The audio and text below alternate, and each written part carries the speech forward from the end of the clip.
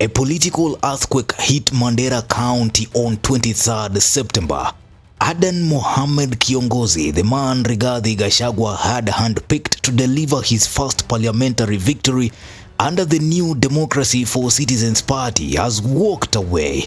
His withdrawal barely 2 months after defecting from ODM and just 10 weeks to the Banisa by-election leaves Gachagua's party bruised, President Ruto smiling, and Kenyans asking the same question. What really happened behind closed doors at State House? DCP is a national party and will participate in our elections, including Banisa in Mandera. Yeah. All that talk you saw in Mandera was trying to discredit me and DCP in Banisa because our candidate, Adan Mohamed, is a leading candidate. For Gachagua, this isn't just one candidate dropping out. It's a credibility crisis. The DCP was born in May 2025 after his impeachment, branded as an anti-patronage grassroots outfit. Banisa was supposed to be the stage to prove that DCP could plant roots beyond Mount Kenya. Instead, his flagship candidate has defected before the race even began. The Banisa seat fell vacant after the death of its MP. It was one of 6 by-elections announced by IEBC for November 27th. Unlike Malava or Mbeere North, Banisa carried symbolic weight, a remote constituency, marginalized but politically strategic. For UDA, it was a consolidation seat. For DCP, it was a chance to prove survival. Back in July, Gachagua unveiled Kiongozi at the party's Nairobi headquarters.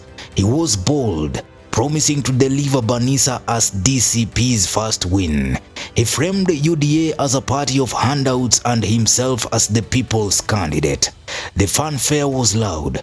The elders' endorsement was secured, and Gachagua flew back early from a US tour just to cement it. The people of Banisa have told me in no uncertain term that I should be on the ballot with this party called DCP.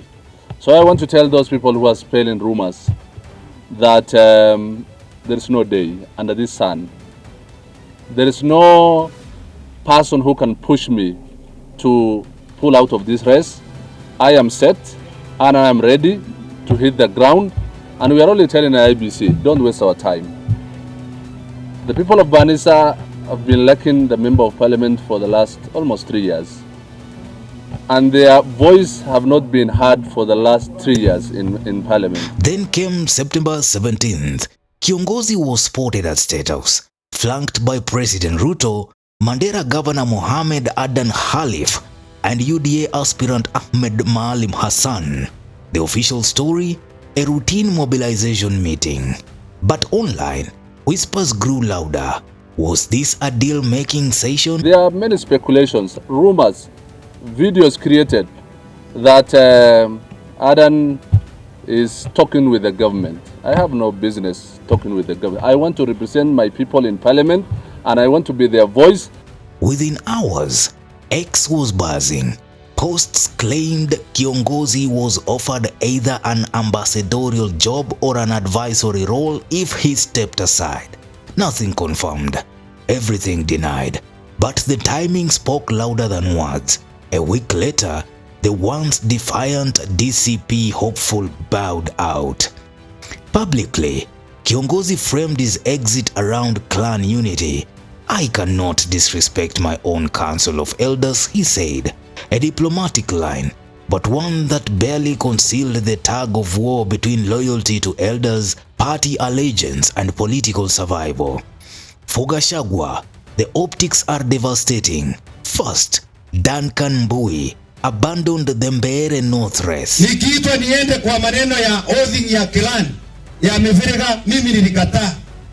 Nikasema maneno ya oathing ikae ka, na nikasema lazima sisi sasa watu wa Evurori, watu wa Mbeere North, watu wa Antawa, watu wa Mumeji, tukatae hii aibu tunawekwa na viongozi wengine.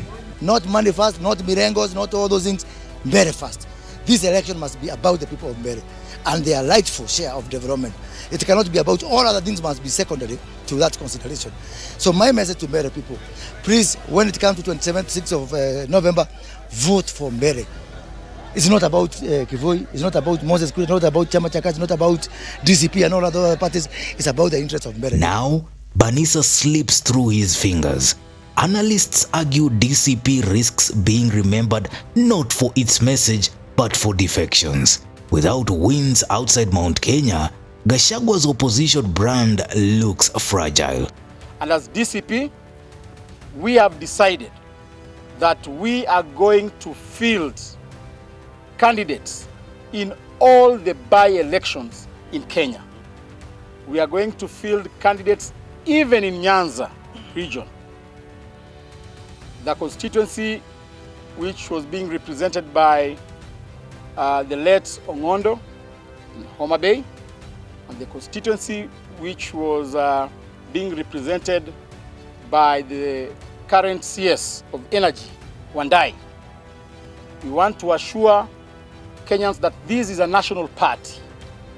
We've had wide speculation that this is a party dominant in one region, but it is evident that this is a national party. And today, we have convened here to unveil two of our candidates. One of them is from Banisa constituency, from Mandera County, and we now have a candidate called Adan Mohamed, who is joining our party today as our candidate, and would like to urge all the people coming from Banisa constituency to stand behind Adan Mohamed, because this is now the symbol of change in that by-election. So Adan Mohamed, karibu sana kwa chama. Karibu sana. Asante, all the best. Residents of Banisa are split.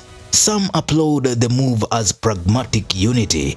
Others denounce it as betrayal.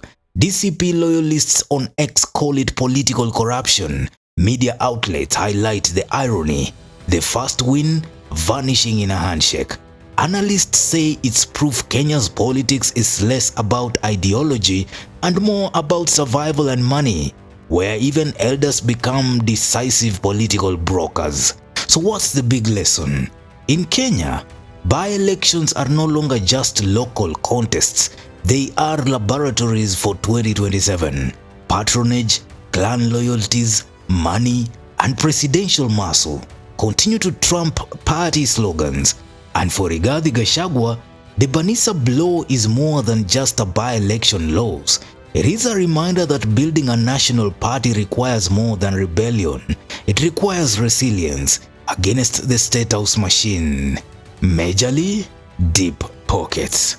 What do you think? Drop your comments. Newsroom, Maisha TV, Ushabi Jr.